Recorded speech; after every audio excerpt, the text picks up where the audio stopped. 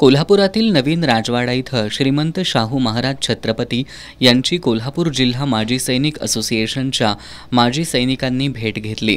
यावेळी सर्व माजी सैनिकांनी त्यांच्या समवेत रंगपंचमीचा आनंद लुटला। श्रीमंत शाहू महाराजांना रंग लावत त्यांना रंगपंचमीच्या शुभेच्छा दिल्या। जिल्ह्यामध्ये जवळपास 22,000 माजी सैनिक आहेत। या सर्वांनी लोकसभा निवडणुकीसाठी शाहू महाराजांना पाठिंबा दर्शवला। छत्रपती घराण्याचे सैनिकांवर ऋण आहेत। सैनिकांच्या कल्याणासाठी महाराजांनी नेहमीच पुढाकार घेतला असल्याच्या भावना माजी सैनिकांनी व्यक्त केल्या। एक्स सर्व्हिसमॅन वेलफेअर असोसिएशनच्या स्थापनेमध्ये महाराजांचा मोठा सहभाग आहे। त्याच्या अंतर्गत विविध 60 संघटना सध्या कार्यरत आहेत। येत्या निवडणुकीत सर्व माजी सैनिक आणि त्यांचे कुटुंबीय महाराजांच्या पाठीशी ठामपणे उभे राहतील असा विश्वास व्यक्त केला।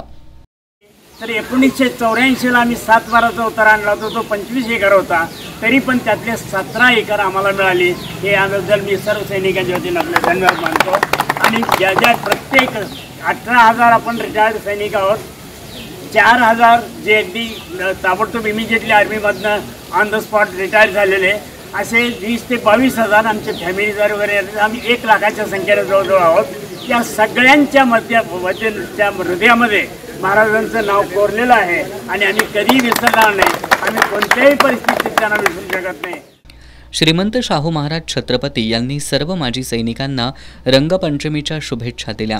यावेळी बोलताना श्रीमंत शाहू महाराज छत्रपती यांनी माजी सैनिक हे कुटुंबाप्रमाणेच असून त्यांचे प्रश्न सोडवण्यासाठी पुढाकार घेऊ अशी ग्वाही दिली।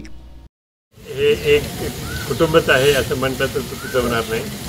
सगळे सैनिक एकच कुटुंब आहेत आणि त्यांच्यासाठी काय जे काय भविष्यामध्ये काय लागणार आहे, त्यांच्यासाठी काय करायचं असेल, काय लागेल, तर त्याच्यामध्ये मी हिरिरीने निश्चित भाग घेईन आणि काय ज्या समस्या असतील त्या सोडवायचा निश्चित प्रयत्न होत राहील।